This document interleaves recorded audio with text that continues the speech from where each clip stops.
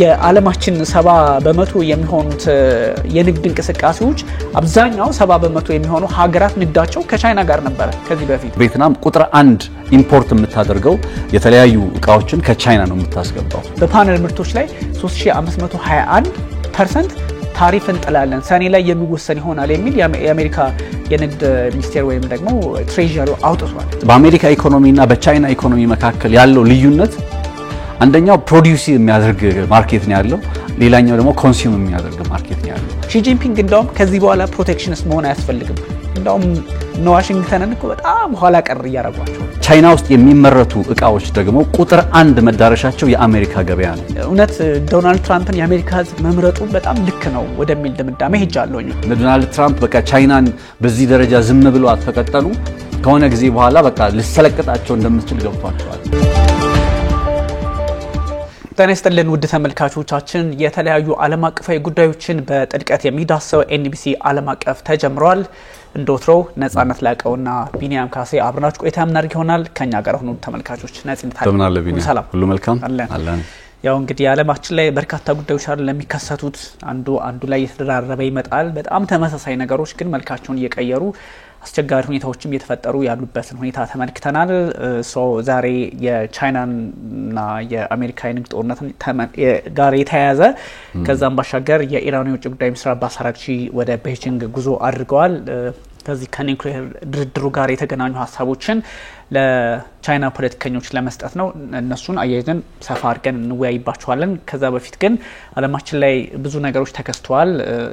እንግዲህ ዛሬ ጧት ያው በረቡ ፕሮግራማችን ጧት ላይ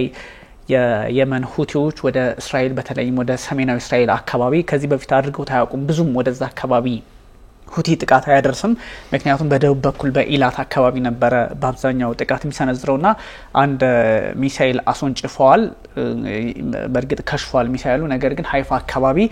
ብዙ ጊዜ ሄዝቦላ ነበር አይደል እንደዚህ ጥቃት ተነዘረ ወደ ሰሜን እስራኤል ጎረቤት ስለሆኑ ይባል ነበር አሁን ደግሞ ወደዛ የተሸጋገረ ጥቃት ማድረሱ እንደምታው እንደ ትልቅ እየታየ ይገኛልና የመካከለኛው ምስራቅ ውጥረት በተደጋጋሚ ኢራን አሜሪካም ሁቲዎች ላይ ተደጋጋሚ የአየር ጥቃቶችን እየፈጸመች ይገኛል ከትላንት ወዲያም ነበር ያው በሁለት ቀን በመናምን ልዩነቶች ጥቃቶች ይሰነዘራሉ ስለዚህ ውጥረቱ ሰፊ ሆኗል ልዩ የሚያደርገው ሁቲ በዚህ ልክ ጥቃት ማድረስ ይችላል ወይ የሚለው እዛው አካባቢ ያለ ኃይል ተደርጎ ስለሚቆጠር ነው እና ብዙ ጊዜ ደግሞ ከዚህ በፊት አይተናል እስራኤል ላይ ጥቃት ለመሰንዘር ይሞክራል ዛሬ ደግሞ በዚህ በሰሜናዊ እስራኤል በኩል ያደረሰው ጥቃት ኤኒዌር መድረስ እንችላለን የሚል ትርጉም ለማሰጠትም እድሉን አግኝተዋል አንደኛው ይሄ ነው ጧት ላይ የነበረው መረጃ ያ በሌላ በኩል ደግሞ የሩሲያና ዩክሬን ጦርነት ምናልባት ወደ መቋጫው እየመጣ ነው እንደሚለውን ጥያቄ እንዲነሳ የሚያደርግ አይነት ሐሳብ ከቭላዲሚር ፑቲን በኩል እየተስተዋለ ነው እንደምታስታውሰው የፋሲካ ዕለትን ምክንያት በማድረግ ኢስተር ሲስፋየር ያሉትን ለሰዓታት የቆየ ተኩስ አቁም አድርገው ነበር የቭላዲሚር ፑቲን ከዛ ቀጥሎ ደግሞ ማጥቃት እንቅስቃሴ ተመልሶ ነበር ከ30 ሰዓታት በኋላ እንደዚህ ቆይታ በኋላ ኦልሞስት ካንድ ቀን ከምናም በኋላ ማለት ነውና ክብረ በዓሉ ከተጠናቀቀ በኋላ የጦርነቱ እንቅስቃሴ እንዲሁ ቀጥሎ ነበር ከዛ በኋላ የመጡት ነገሮች ምንድናቸው በሩሲያ በኩል ምናልባትም ከዩክሬኑ ፕሬዝዳንት ቮሎዲሚር ዜሌንስኪ ጋር ተገናኝቶ ማውራትን በተመለከተ በሩሲያ በኩል ችግር እንደሌለ ምናልባትም ዶናልድ ትራምፕም በዚህ ሳምንት የሰላም ድርድሩ መጨረሻዊ ውጤት ይጠበቃል የሚል አይነት ሐሳብ እንደዛ አይነት ሰላም ሊመጣ ይችላል ተኩስ አቁም ሊመጣ ይችላል የሚል አይነት ሐሳብ ሲያነሱ ነበር ይሄን ሳምንት ምንጭ ወይም መነሻ አድርገውና ቭላዲሚር ፑቲንም ከዚህ ሐሳብ ጋር ሊስማማ በሚችል መልኩ ምናልባት በነ ማናቸው ቃል አቀባዩ በክሬምሊን ቃል አቀባዩ በነ ፔስኮቭ በኩል ይፋ ያደረጉት መረጃ ከዜሌንስኪ ጋር ተገናኝቶ በጦርነቱ ላይ መነጋገር ምንም አደጋች እንዳልሆነ ተኩስ አቁም ማድረግ አሁን እንደሚቻል የሚሉትን ሐሳቦች ያነሱ ነውና አሁን በተወሰነ መልኩ የሩሲያ አቋም ወደዚህ ስፍራ ላይ መምጣቱ ወይም የተኩስ አቁም እናድርግ ወደሚለው ሐሳብም ላይ መምጣቱ ከደካማ ፖዚሽን ላይ ዊከር ግራውንድ ከሚባለው ሁኔታ ላይ ከመምጣት አይደለም ኦልሞስት 20% የዩክሬን መሬትን ይዘዋል ያው ሰፊ የሚፈልጉትን ቦታ ሴኩር አድርገዋል በቀድሞ ሁኔታ ከሚያስቀምጡት መካከል ደግሞ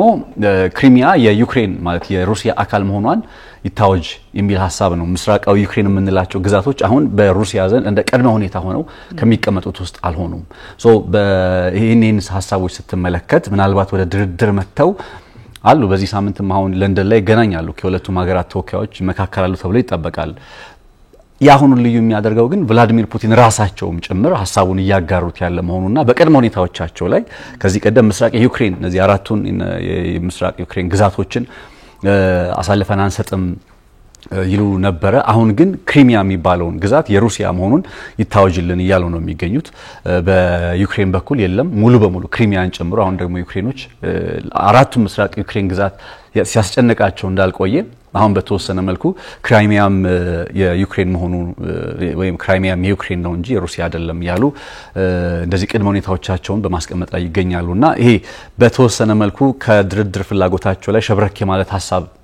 የግድ መኖር አለበት ሲባል ነበር ከዚህ ቀደም። አሁን በሩሲያ በኩልም ምስራቅ ዩክሬን ግዛትን አሳልፋ ልትሰጥ ትችላለች ማለት ነው የሚለው ሐሳብ እንዲነሳ በእርግጠኝነት ትሰጣለች ማለት አይደለም በሐሳብ ደረጃ እንዲነሳ ዩክሬንም ደግሞ ምስራቅ ዩክሬንን ካገኘች ክራይሚያን ለዩክሬን ሰጣለች የሚለው ሐሳብ እንዲሁ እንዲጠናከር ያደረገው ያለ ሁኔታ ይመስላል ማለት ነው። ምናልባት እነዚህ ነገሮች ያነሳቸው ነገሮች እንደ ተስፋ የሚታዩ ናቸው። የ30 ሰዓታቱ የተኩስ አቁም ስምምነት እንደ መልካም ተወስዶ ነበር። በእርግጥ መሀል ላይ ተጥሷል። ሁለቱም ሲካሰሱ ነበር እርስ በርስ። ከዚህ በፊትም የገና ላይ እንደዚህ አይነት ተኩስ አቁም ነበረ። እርስ በርስ ወዲያውኑ ነው የሚካሰሱትና ያን ያህል የተገበረ ነው ተብሎ ባይታሰብም ግን የሆነ ፎይታ እንደነበረ ወይም ደግሞ ተስፋዎች እንዳሉ የምን 30 ሰዓታት ነው 30 ቀን መሆን አለበት እንጂ ከዚህ በፊት አሜሪካ ያቀረበችውን የተኩስ አቁም ስምምነትም እቅድ መተግበር አለበት የሚል ቁርጠኝነት ደግሞ ከዩክሬን በኩል ስንሰማ ነበረ። በሌላ በኩል ደግሞ እርስ በርስ እንዲሁ መካሰሱ ቀጠለ። ከዛም ባሻገር ደግሞ እንዳልከው እነዚህ የአምስቱ ግዛቶች የክሪሚያን ጉዳይ እንኳን 2014 ላይ መሄዷ ግልጽ ነው። እነ ፕሬዚዳንት ቮሎዲሚር ዜሌንስኪ ባያነሱትም ጥሩ ነበረ። ነገር ግን የአሜሪካ ፖለቲከኞች አሁን እቅዳቸው ጋር አብረው ይዘውት ከመጡት መካከል ዋሽንግተን ፖስት ያስነበበውን መሰረት በማድረግ ነውና ክሪሚያ ወደ ሩሲያ የመካለሏን ነገር ወይም እውቅና መስጠት ነው። እውቅና ይሰጥ ከዛ ድርድሮች ይቀጥላሉ የሚል ሐሳብ ሲመጣ ቮሎዲሚር ዜሌንስኪ እንዲህ አይነት ነገር አይታሰብም፣ ክሪሚያ የዩክሬን ሕዝብ ናት፣ የኛ ናት፣ በምንም መለኪያ በምንም አይነት ድርድር እንደውም ለጠረጴዛ የማናቀርበው ጉዳይ ነው የሚል ሐሳብ ሰጡ። አንተ እንዳልከው ግዛታቸውን 20% አስረክበው ጭራሽ 2014 ላይ የሄደችውን ብዙም ተስፋ የማይደረግባትን ክሪሚያን መልሰን ወይም ደግሞ እውቅና እንሰጥም ማለታቸው አንደኛ ጦርነቱን ሊያስቀጥሉት ፈልገው አንዴ ዜሌንስኪ ምክንያቱም ዜሌንስኪ እንደሚባለው አሁን ሌላ አማራጭ አጡ ነው የሚመስለው። የምዕራቡ ዓለም በተለይ አሜሪካ ትንሽ አሁን ጀርባ የመስጠት ነገር ስላላት ይሄ ነገር የማይሳካላቸው ከሆነ ነገ ከነገ ወዲያ ሌላው የአውሮፓ ሀገራት ጋር ተባብረው ነገሩን የማስቀጠል ፍላጎት ሊኖራቸዋል እንደ የሚለውም በራሱ ጥያቄ የሚያስነሳ ነው። ግን እንዳልከው ከነ ፕሬዚዳንት ቭላዲሚር ፑቲን በኩል ቀጥተኛ ንግግር ልናደርግ እንችላለን የሚል ፍንጭ መስጠታቸው ከዜሌንስኪ ጋር ከዚህ በፊት ህገወጥ ሰው ጋር በምንም መንገድ አልደራደርም የሚል አቋም ነበራቸው። አሁን ግን ቀጥተኛ ንግግር ልናደርግ እንችላለን የሚል ሐሳብ ፍንጭ መስጠታቸው እንደ ትልቅ የፖለቲካ ለውጥ ሊታይ ይችላል እና የትራምፕም እንዳልከው በቀናት ውስጥ አንዳች ነገር እናያለን ይስማማሉ የሚል ሐሳባቸውን ሰጥተዋልና ስለዚህ መልካም የሚባሉ ነገሮች ከግራም ከቀኝም እንዳሉ ይጠቁማል። በሌላ በኩል የአሜሪካው ፕሬዚዳንት ዶናልድ ትራምፕ ወደ መካከለኛው ምስራቅ ይመጣሉና መካከለኛው ምስራቅ ሲመጡ በፈረንጆቹ ሚያዝያ ግንቦት 13 እስከ 16 ይቆያሉ። ከዚህ በፊትም እንዳደረጉት ማለት ነው ሳውዲ አረቢያ ነው መጀመሪያ የሚመጡት። ከዛ ወደ ካታር ሌላ የሚድል ኢስት ሀገር ይሄዳሉ። ስለዚህ አሁንም ድጋሚ የመካከለኛው ምስራቅ ፖለቲካቸውን በተመሳሳይ ሁኔታ የመጀመሪያውን ዙር እንዳደረጉት አይነት ከኢራን ጋር ያለውን ውጥረት ሊቀጥሉበት ይሆን የሚል አይነት አረዳድ። ምክንያቱም የአሜሪካ ፖለቲከኞች ፕሬዚዳንት ተመርጠው ለመጀመሪያ ጊዜ ፖለቲካዊ ጉብኝት ወደ አንድ ቀጠና ሲያደርጉ የዛን ፕሬዚዳንት የፖለቲካ ፍላጎት የጂኦፖለቲካ አረዳድ ያስመለክታል ተብሎ ስለሚታሰብ ከዛ አንጻር ምናልባት ወደ ካታር ሳውዲ አረቢያ የሚያደርጉት ጉዞ አረምሬቶች ወደዚህ የሚያደርጉት ጉዞ አረብ የሚመስል የመካከለኛው ምስራቅ ፖለቲካን ግምት ውስጥ ያስገባ ነዳጅን ታሳቢ ያደረገ የፖለቲካ አካሄድ ሊከተሉ እንደሚችሉ ፍንጭ ሰጠም ጉዳይ ሆኖ ማታ መግለጫ ሲሰጡ ነበር። $1 ትሪሊየን አይደለ ኢንቨስትመንቱ አሁን የማንነው አልጋወራሽ መሐመድ ቢን ሰልማን አስተዳደር የዶናልድ ትራምፕ መንግስት ወደ ስልጣን ከተመለሰ በኋላ አሜሪካ ውስጥ ለአሜሪካ ኩባንያዎች ኢንቨስት የሚደረግ ሪያድ ውስጥ ኢንቨስት የሚደረግ ግን በአሜሪካ ኩባንያዎች አማካኝነት ጥቅም ላይ የሚውል እንዲያውም ዶናልድ ትራምፕ $1 ትሪሊየን ቢያደርጉት ይሻል ነበር ያሉ ሲናገሩ ነበርና ኦብቪየስሊ ያን በዛ ሰዓት ላይ እንግዲህ ግማሽ ትሪሊየን ዶላር ማለት ወደ $500 ቢሊየን ገደማ ሀብት ሳውዲ በአሜሪካ ኩባንያዎች ላይ ልታፈስ ተስማምታ በምንም መልኩ ከዶናልድ ትራምፕ የትራንዛክሽናል ወይም ግብይታዊ ከሆነ የውጭ ግንኙነት መርህ አንፃር ሳውዲ አረቢያ ላትሆን የምትችልበት ሁኔታ እንደሌለ ግልጽ ነበረ። እነ ኳታርም በዛው መስመር ናቸው። በቀጠናው ላይ ደግሞ እንዳልከው ዶናልድ ትራምፕ ምን አይነት ፍላጎት አላቸው የሚለውን ነገር ያስመለክታል። በዶናልድ ትራምፕ የስልጣን ዘመን ጊዜ በጣም የሚዘነጋው ቀጠና አሁንም አፍሪካ ነው። አፍሪካን በተመለከተ በመጀመሪያ ስልጣን ዘመናቸው ላይ በጣም ብዙ ነገር ሲሉ ነበር። እንግዲህ በምንም አጋጣሚ መተውም ወደ የትኛውም አፍሪካ ሀገር ጉብኝት አድርገው ያውቁም። አሁን ደግሞ አሜሪካ በአፍሪካ ውስጥ ያላትን ኤምባሲዎቿን ቁጥር መቀነስ ምናምን የመሳሰሉ ነገሮችንና ሙሉ በሙሉ አፍሪካን ኔግሌክት የማግለል አይነት አካሄድ ውስጥ ናቸው ያሉ ዶናልድ ትራምፕ ሊባል ይችላል። እንዲያውም አንድ አፈትልኮ የወጣ መረጃ ላይ እነ ማርክ ሩቢዮ ሐሰተኛ ነው ብለው ለማጣጣል ቢሞክሩም ሙሉ በሙሉ ወደ 10 የሚጠጉ ሀገራት ውስጥ የሚገኙ ኤምባሲዎች የአሜሪካ ኤምባሲዎች እንደሚዘጉና በሆነ ኮር ዲፕሎማት አይነት አካሄድ እንደሚተኩ እየተገለጸ ነውና አሁን ላይም ኦሬዲ የጀመሩት እንቅስቃሴ አለ ከአንዳንድ የአፍሪካ ሀገራት ጋር ያለው ነገር እንደምታውቀው ነውና ምናልባት አሁን ልዩነቱ እዚህ ጋር ነው። አፍሪካ ኔክስት ቀጣዩ ቢግ ማርኬት ነው የሚባለው አይደለ? እነ ቻይና በኋላ እንመጣበታለን። አፍሪካ ውስጥ ምን እየሰሩ እንደሆነ you have no idea በቃ ማለት አፍሪካ ቀጣዩ የትልቁ ገበያ እንደሆነ በመረዳትና በማወቅ ትልቁ ያልተነካ የተፈጥሮ ሀብት ያለበት እንደሆነ ኤሪያ እንደሆነ በመረዳትና በማወቅ የቀጣዩን ዘመን ኢንቨስት ያደረጉ ነው። ቻይኒዝ ማለት ነው። ራሺያዎችም አሉ፣ ህንድ አለች፣ ሌሎች እንደዚህ ልጠቅሳቸው የምችላቸው ሀገራት አሉ። ወራስ አሜሪካ ግን አሁን በዶናልድ ትራምፕ የስልጣን ዘመን ጊዜ ራሷን ከአፍሪካ ያገለለች ነው ማለት ነው። ከዛ ከሆነ አመታት በኋላ በዚህ ጉዳይ ላይ ቻይና የበለጠ አፍሪካ ላይ ተጠቃሚ ስትሆን ኦር ሌላ ሀገር ተጠቃሚ ሲሆን ይመጡና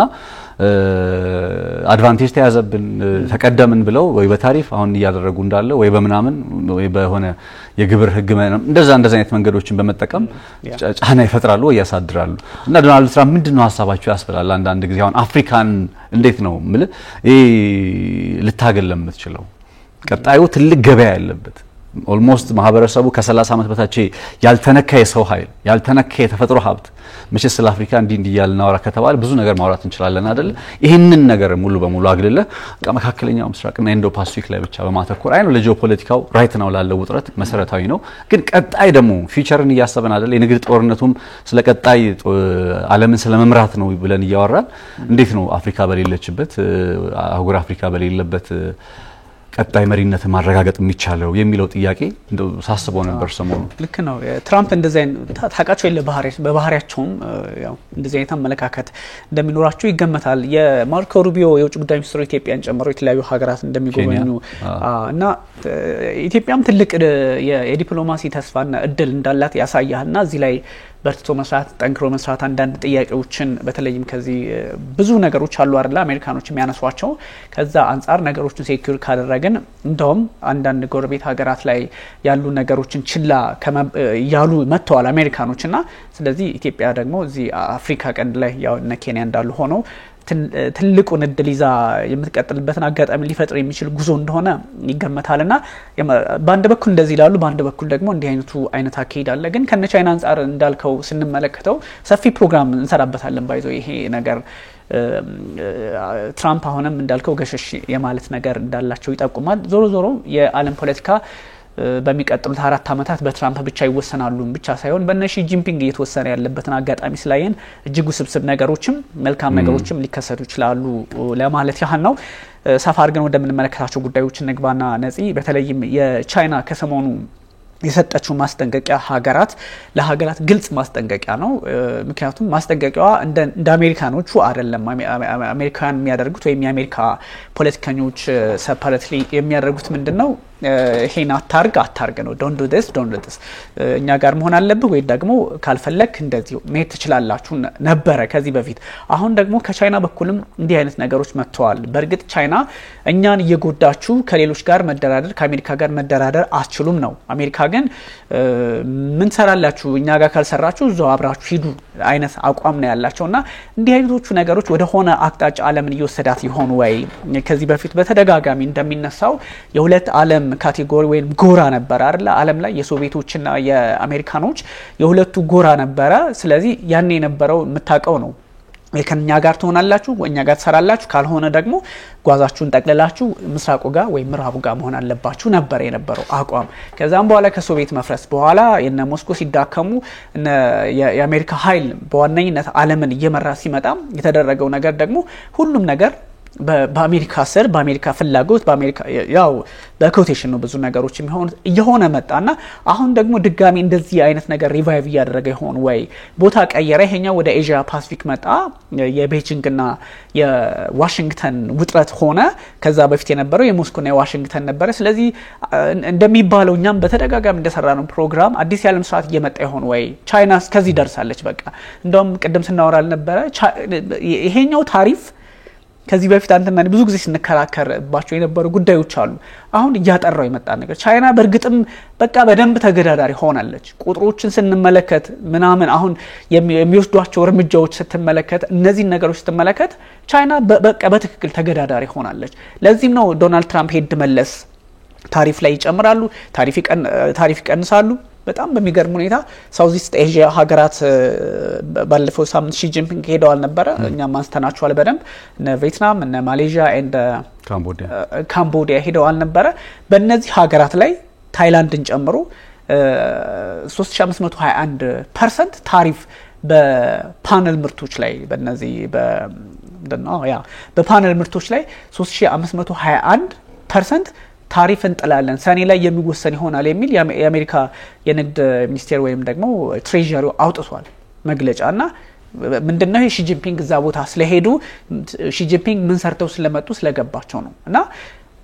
በእርግጥም በቃ አቅሟን በትክክል ዓለም የተረዳበት ነው። ከዚህ በፊት እንደው ትለዋለህ እንጂ እናወራዋለህ እንጂ ምናምን እንደው ከፍላጎት አንፃር ነው እንጂ የምንላቸውን ነገር ቻይና አቅም አላት ቻይና ጉልበት አላት እንደው ዓለም ትቀየር ከሚል ፍላጎት አንፃር ነው ብለን ምናስባቸው ተንታኞች ነበሩ አይደል ከዚህ በፊት። አሁን ግን ቁጥሮችን ስትመለከት እኔ የዓለማችን 70% የሚሆኑት የንግድ እንቅስቃሴዎች አብዛኛው 70% የሚሆኑ ሀገራት ንግዳቸው ከቻይና ጋር ነበር ከዚህ በፊት። ይሄ ማለት ደግሞ የ60 ሀገራት ደግሞ the largest የትሬዲንግ ፓርትነር የነበረችው ቻይና ናት 2023 ላይ። አሜሪካ 33 ምናምን በጥፍ አካባቢ ማለት ነው። ስለዚህ ምንድነው የሚያሳየው በኢምፖርት ነው በኤክስፖርት በንግድ ፓርትነር በመሆን የንግድ ጥቅሉ እሱም ይለያያል አይደል? ኢምፖርቱም ኤክስፖርቱም አንዳንዱ ሀገር ላይ ለምሳሌ ኢራን ትልካለች ቻይና የምታደርገውን ታውቃለህ። የእያንዳንዱ ሀገር ይለያያል። ግን እንደ ጂዲፒ ጥቅሉን ስትወስደው ግን አሁን ለምሳሌ የ60 ሀገራት የትሬዲንግ ፓርትነርነቷ ወይንም ደግሞ የንግድ አጋርነቷ ግዙፍ ሲባል ኢምፖርቱንም ኤክስፖርቱን ግምት ውስጥ ይገባና ግን በምንም መለኪያ the largest አጋር የሚለውን ወስዳለችና አሜሪካን ደግሞ 2023 ላይ ስትመለከት ከ33 ሀገራት ጋር ሴፓሬትሊ ማስተመለከታቸው ለምሳሌ ኢትዮጵያ ብትወስድ ሴፓሬትሊ ብትወስድ የተለያዩ ነገሮች ይኖራሉ። ግን ጠቅላላው እንደ አግሪጌት ስትመለከተው ከእንደዚህ አይነት አቅም የነበራት ሀገር ናትና በቃ አሁን ያላት አቅም አሜሪካ ስታስተነቅቅ አስጠንቅቃለች። እኛ ጋር ካልሰራችሁ ምን ሰራላችሁ ማለት በነገራችን ላይ ዋሽንግተን ትልቅ ጥያቄ እየተነሳባት እንደሆነ ያሳያል። የቻይና እንዳልከው ነው ይሄኛው የንግድ ጦርነት መምጣት አንደኛ እንዲያውም የጠቀመው ነገር በየማስበው ስለ ቻይና ሪሊ ያለን ግንዛቤ ምን እንደሆነ በደንብ እንድናይ ያደረገ ይመስለኛል። አሁን ኦልሞስት ምክንያቱም ጥያቄው ነው የሚሆነው አሁን ቻይና ከአሜሪካ ጋር በዚህ ደረጃ የንግድ ጦርነቱ ስትገባ ከዛ እንትን ማድረግ ትችላለች ወይ መገዳደር ትችላለች ወይ የሚለውን ነገር እንትና ይሄ ሰው ስላለ ሳይሆን በራስ መንገድ ዲስከቨር ማድረግና መረዳት አለበት። ያንን ለማድረግ በመታረገው ንባብ ውስጥ or በመታከናውነው ሪሰርች ውስጥ በመሳሰሉት ነገሮች ውስጥ አሁን አንተ ያነሳቸው እንዳሉ አይነት ቁጥራዊ መረጃዎችን ጨምሮ የተለያዩ አይነት መረጃዎችን አንደርስታንድ ስታደርግ ሪሊ አሁን ላይ ባለው ነባራዊ ሁኔታ ቻይና በርግጥም የአሜሪካ ተገዳዳሪ የሚለው ፖዚሽን ላይ እንዳለች በደንብ የሚያስረዱ ነገሮች አሉ። እኔም በኋላ ላይ ማነሳቸው በጣም ሲያስገርሙኝ የነበሩ ነገሮች አሉ። ኢን ጀነራል እንዲህ ከተመለከትከው አሁን ስጋት የሚባለው ነገር የማስጠንቀቂያ የሚባለው ነገር አሜሪካ ለሀገራት ስትሰጥ ቻይና ለሀገራት ስትሰጥ ምንድነው ልዩነቱ የሚለው ነገር ቅድም እንዳነሳውል በኢምፖርትና በኤክስፖርት በውጭ ገቢና በንግድ በገቢ ንግድና በውጭ ንግድ ኢምፖርትና ኤክስፖርት በመንለው ነገሩን በተወሰነ መልኩ እንድንመለከት የፈለኩት ለምንድነው ለምሳሌ እንደነ ቪየትናም እንደነ ማሌዥያ ምናምን የመሰሉ ሀገራት አሁን ዶናልድ ትራምፕ እስከ 3000% ይጣልባቸዋል ያሉ የሚያስፈራሯቸው ሀገራት የቻይና ቁጥር 1 የንግድ አጋርነታቸው በገቢ ንግድ ነው ከቻይና ነው የሚገዙት ለምሳሌ ቪየትናም ቁጥር 1 ኢምፖርት የምታደርገው የተለያዩ እቃዎችን ከቻይና ነው የምታስገባው ከዛ ቻይና ውስጥ የሚመረቱ እቃዎች ደግሞ ቁጥር 1 መዳረሻቸው የአሜሪካ ገበያ ነው ይሄ 2023 2024 ላይ የነበረው ፋክት ነው አሁን እንደዚህ ያልኩኝ ሌሎች ሀገሮችንም ላነሳ እንችላለን አሁን አሜሪካ ምንድነው ያላት አቅም ብለን ስንገለጽ በአሜሪካ ኢኮኖሚና በቻይና ኢኮኖሚ መካከል ያለው ልዩነት አንደኛው ፕሮዲዩስ የሚያደርግ ማርኬት ነው ያለው ሌላኛው ደግሞ ኮንሱም የሚያደርግ ማርኬት ነው ያለው ፕሮዲዩስ የሚያደርግ ማርኬት የሚያመርት አምራች የሆነ ማርኬት ገበያ ሁሉ ጊዜ ስራው ምንድነው የውጭ ወደ ውጭ ገበያ ኤክስፖርት ማድረግ የሚያመርተው ምርት ኤክስፖርት ማድረግ መሸጥ ነው ለጎረቤት ሀገራት ለዓለም ላይ ላለ ገበያ ከዛ አሜሪካ ኢኮኖሚ ደግሞ ኮንሱመር ነው አይደለ ገዢ ነው ተመጋቢ ነው ምናምን ከዚህ ፊት እንደነበረው ያ ካራክተሩ ደግሞ ኢምፖርት እንዲያስገባ ያደርገዋል እንደዛም ሆኖ ቻይና አሁን ከቅርብ ጊዜያት ወዲህ እንትን ለማድረግ ይሄ ምንድነው አማራጮቿን ለማሻሻል በሚል ከተለያዩ ሀገራት ጋር ምርቶች ወደ ውስጧ እንዲገቡላት ለማድረግ ወይም ከሌሎች ሀገራት ለመግዛት ትሞክራለች ግን በመህር ደረጃ የምትፈልጋቸው ከውጭ የምታስገባቸው ነገሮች በጣም ውስን ናቸው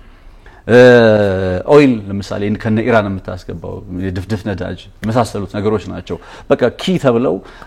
ለቻይና ወደ ውስጥ መግባት ወይም ኢምፖርት ማድረግ ያለባት ምርቶች ከዛው ውጭ ያሉትን ምርቶች ብዙም የዓለም ሀገራት ገበያ እንደው የንግድ ሳርፕለሱን የንግድ ትሬድ ዲፊሲት ነው የሚባለው የንግድ ጉድለቱን ለማመጣጠን በሚል የምታከናውነው ነገር ካልሆነ በቀር ገዢ ማርኬት ገና አልተፈጠረም ቻይና ውስጥ አንደኛው እንደ ጋፕ ሊታይባት የሚችለው ይሄ ነው ግን ይሄ ገዢ ገበያ አለመፈጠሩ ቻይናን እንደ ሀገር አጋር እንድታጣ ዓለም ላይ ከጎኗ የሚቆምላት እንድታጣ ሁሉ ጊዜ ለአሜሪካ ፍላጎት ብቻ የሚያጎበድድ አይነት ሀገራት እንዲኖሩ ወይም ደግሞ ለቻይና ፍላጎት አብረው የማይተባበሩ ሀገራት እንዳይጠፉ ምክንያት አልሆነም በሌሎች መንገዶች ቻይና ይሄንን ክፍተቷን ለመሙላት በሌሎች መንገዶች ክፍተቷን እየሞላች ስለመጣች ይሄንን ክፍተት ከሞላችበት መንገድ መካከል የመጀመሪያውና ዋነኛው የማሪታይም ወይም የባህር ላይ የበላይነቷን ለማረጋገጥ በሚል የወደብ ግንባታዎችን በአለም ላይ ያከናወነችበት አይነት አካሄድ ነው ዓለም ላይ this time አሁን በተለያዩ እንግዲህ የአሜሪካ የጦር ሰፈሮችን ስናነሳ ከ700 በላይ ቁጥራቸው የሚገኝ የጦር ሰፈር ሆነው በየሀገሩ አሉ ስንል ነበር ቻይና ደግሞ በወደብ ከሀገራት ጋር ከ100 በመቶ ባለቤትነት እስከ ከፊል ባለቤትነት ከዛ በፐርሰንት እየቀነሰ መጥቶ በተለያየ ደረጃ ባለቤት የሆነችባቸው ዓለም ላይ 106 ወደቦች አሉ ኩባ እዚህ ላቲን አሜሪካ ፔሩ ውስጥ ጨምሮ አፍሪካ ውስጥ ካሜሮን የመሳሰሉ ሀገራት ዲዲ ያለ ዩናይትድ አረብ ኤሚሬትስን ያጠቃልልና 106 ወደቦች አሏት አፍሪካ ውስጥ ከነዚህ 106 ወደቦች መካከል 52 የሚሆኑት የሚገኙት የት ነው አፍሪካ ውስጥ ነው የሚገኙት ካሜሮንን ጨምሮ እንዳልኩ እዚህ ጅቡቲን በነገር ላይ ጅቡቲ ውስጥ ያለው ለምሳሌ የእንትን ሰፈርም ነው የጦር ሰፈርም ነው ከጦር ሰፈሩ በቅርብ ርቀት ላይ ደግሞ የንግድ መርከቦችን የሚያስተናግደው ወደብ አለ እንዲህ ያሉ በተለያዩ የአፍሪካ ሀገራት 52 ናቸው እንዳልኩ ወደብ የተገነባባቸው የቻይና ወደብ አሁን ይሄኛው ቻይና ዓለም ላይ ያከናወነች በኤዥያ ሀገራት ውስጥም አለ ይሄ ግልጽ ስለሆነ ነው ቤልት ኤንድ ሮድ ኢኒሺዬቲቭ ተብሎ ከቻይና ተነስቶ የዓለምን ንግድ መስመር ለመቆጣጠር የተደረገ ጥረት በነገር ላይ የሲልክ ሮድ ድሮ ታስታውሳለ ሲልክ ሮድ የአውሮፓንና ቻይናን ለማገናኘት የነበረ መሰረተ ልማት አድርገውት ነበር ኤዥያንና አውሮፓን አሁን ሮድ ማን ነው ቤልት ኤንድ ሮድ ኢኒሺዬቲቭ ብለው ሲጀምሩም ኤዥያንና አውሮፓን ሆነ ከዛ አፍሪካን ከዛ ላቲን አሜሪካን ያለ ዓለምን በመሰረተ ልማት ማስተሳሰር ሆነ ፕራክቲካሊ በዚህ ደረጃ በዓለም ላይ ተጽዕኖ ፈጣሪ ሆኖ ዓለምን ያስተሳሰረ ሀገር የለም። በዚህ ምክንያት ለምሳሌ እንደ ጅቡቲን ተዋቸው እንደነ ካሜሮን የመሰሉ ሀገራት ሌሎችም ወደቡ የተሰራባቸው ሀገራት ተጨባጭ የሆነ ለውጥ አግኝተዋል። ተጨባጭ በሆነ መልኩ በዓለም የንግድ መስመር ሰንሰለት ውስጥ መግባት ችለዋል። እነዚህ ሀገራት ከአሜሪካና ከቻይና ማን ነው የሚጠቅማችሁ ሲባሉ ገብቷል። አሊያንስ የሚባለው ፓርት ላይ ስንመጣ እንዴት ነው ወደ አሜሪካ ሊያዘነብሉ የሚችሉት? ወደብ ተገንብቶላቸው በዓለም የንግድ መስመር ውስጥ በዓለም የንግድ መስመር ሰንሰለት ውስጥ መግባት ችለው እንደነ ካሜሮን የመሰሉ ሀገራት ለዚህ አሪፍ ማሳያ የሚሆነው 2023 ላይ በተባበሩት መንግስታት ድርጅት የምን ሙስሊሞች ነው የሚባሉት ፕሮናንሴሽኑን አልችለውም ዩገር የነሱ ቻይና ውስጥ የሚገኙ ሙስሊሞችን ጉዳይ በተመለከተ በተባበሩት መንግስታት ድርጅት ውስጥ እንትን ተጣለ። ቻይና ላይ ማዕቀብ ስለመጣል እና አሜሪካ ሐሳብ አቀረቡና በቃ ሊፈልጧት ሲዘጋጁ በጣም በርካታ ሀገራት ያንን የቀረበውን የውሳኔ ሐሳብ ሪዞሉሽኑን ውድቅ አደረጉ። ውድቅ ከተደረገባቸው ሀገራት መካከል ሁሉም ውድቅ የተደረገባቸው ሀገራት ሁሉም ማለት ሊቻል በሚችል መልኩ የቻይና የፖርት ወይም የወደብ መሰረተ ልማት ያለባቸው ሀገራት ናቸው። እንደነ ካሜሮን የመሰሉ ሀገራት ማለት ነው። ከኢትዮጵያ ጋር ያለውን ሪሌሽን በተመለከተ ለምሳሌ ከጅቡቲ ተነስቶ እዚህ አዲስ አበባ የሚመጣውን የሚመጣውን የንግድ መስመር የባቡር መስመር ማን ነው የሰራው? ኬንያ ውስጥ መለስ ብለህ ስትመለከት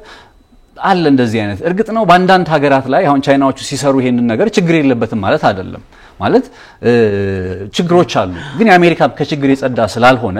በቃ ችግሩን ሆልድ ፎር አ ዋይል ወይ በኋላ ማውራት ካለብን እናወራዋለን። ከቻይና አንፃር ብቻ ስለተመለከተ